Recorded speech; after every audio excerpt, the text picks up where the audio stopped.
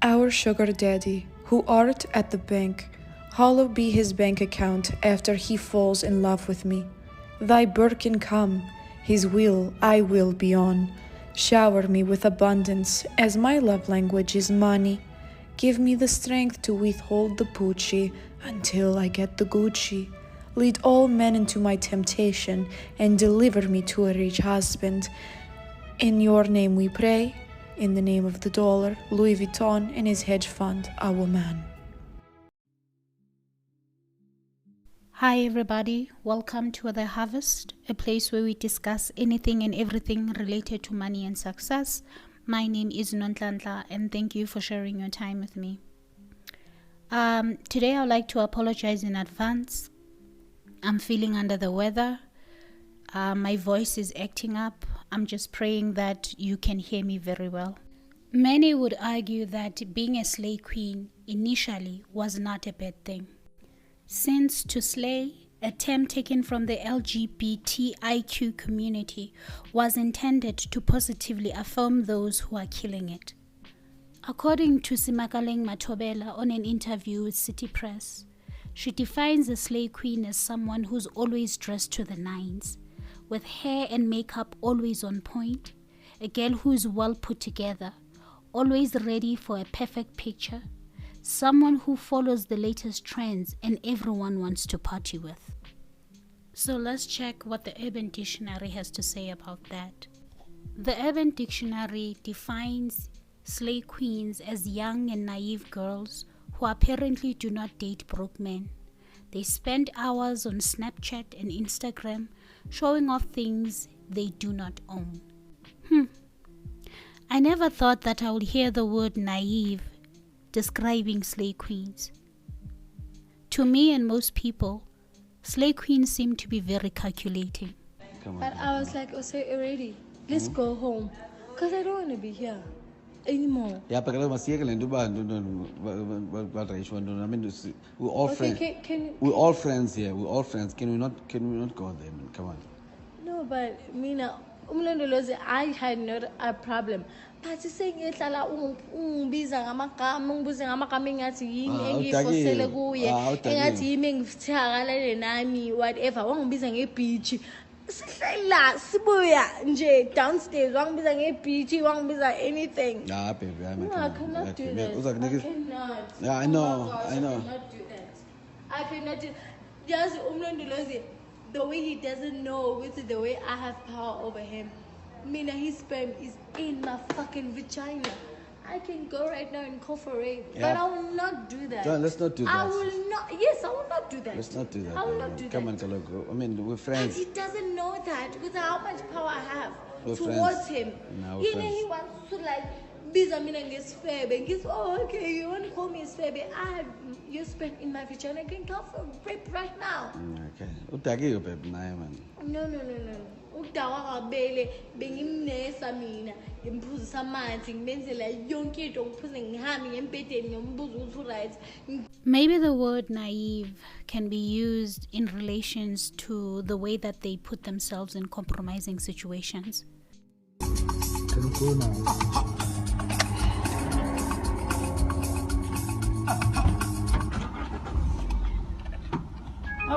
Hello, how are you? Please take us to anywhere that's popping. Me, I don't want to sleep now. Please.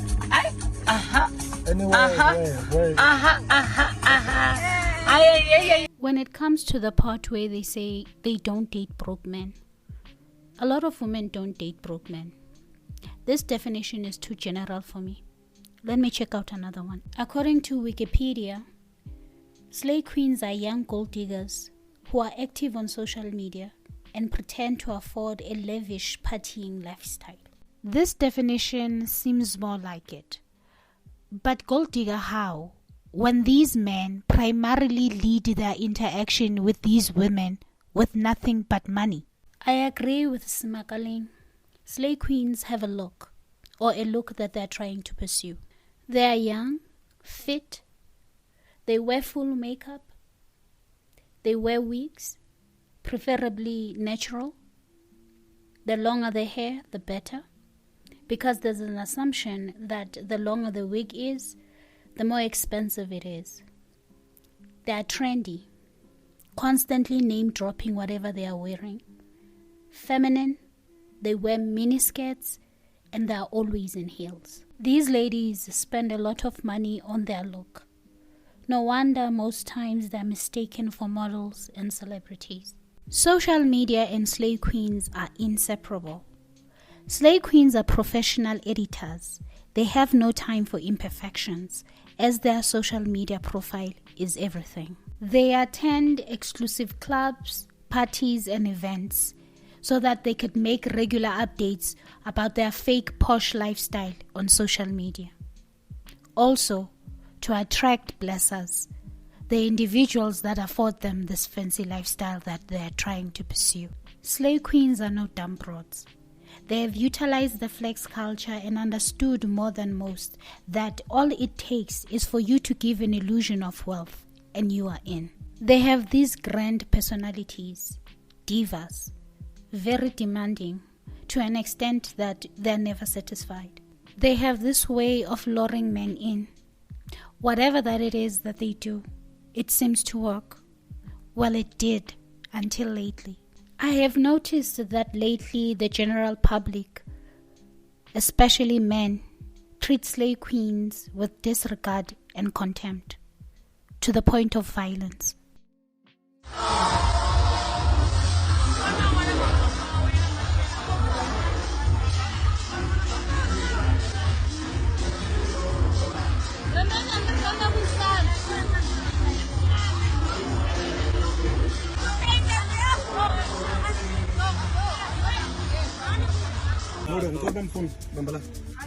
Can you leave my fucking car? Leave my fucking car.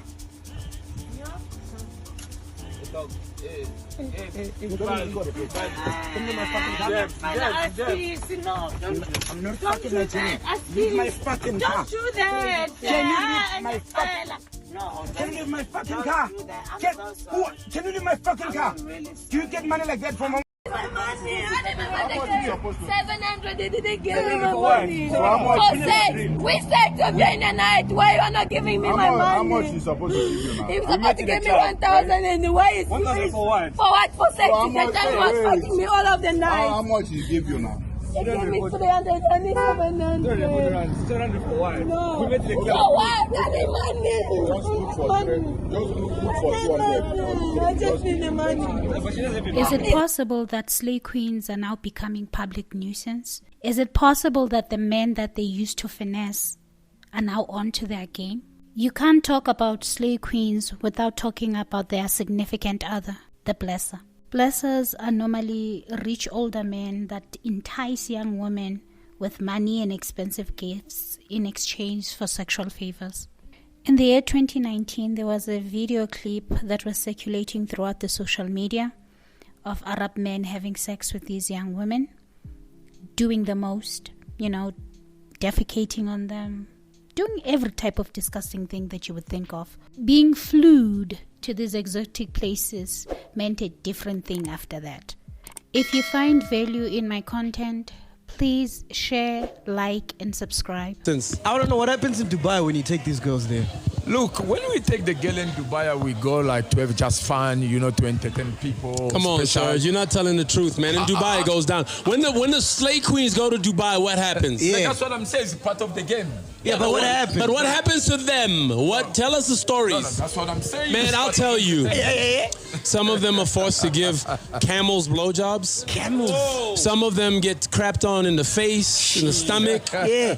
They're forced to have all types of crazy, wild sex with different people. And they get paid for that. It not only happens in the Middle East, Dubai, but sometimes when they go to the Seychelles as well. That's what goes down. Yeah. It's just sodomy, man. That's all it is. We don't force them, you understand? Yeah. That's why they choose, you understand? I don't want people tomorrow to come to say, okay, look, you took the girl in Dubai, you took the girl in the USA. You've shit on someone.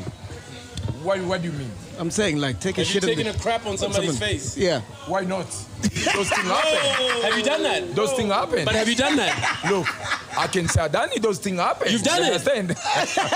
So you've done that. Look where Joe is taking me down. But why would you do that? Like, why would you do that? We want to have hold on. Is it sex or is it to dehumanize? No. We want to have a fun. What can we do? Where's the fun? Where's you enjoy that? Oh, hell no! The slave queen image got a hard hit after that. The general public got to understand how low some slave queens were willing to stoop.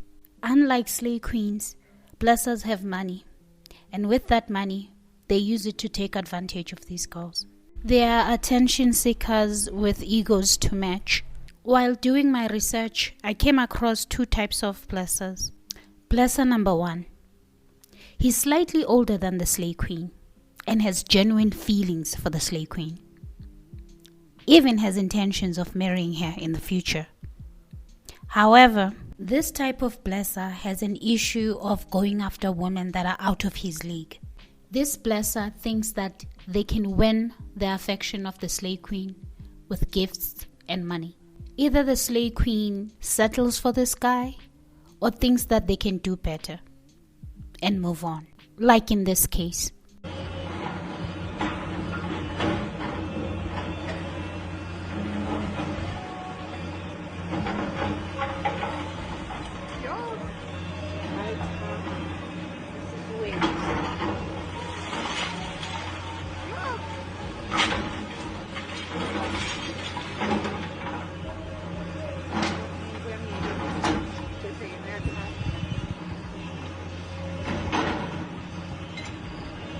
I hated how everybody on the YouTube street handled this particular video.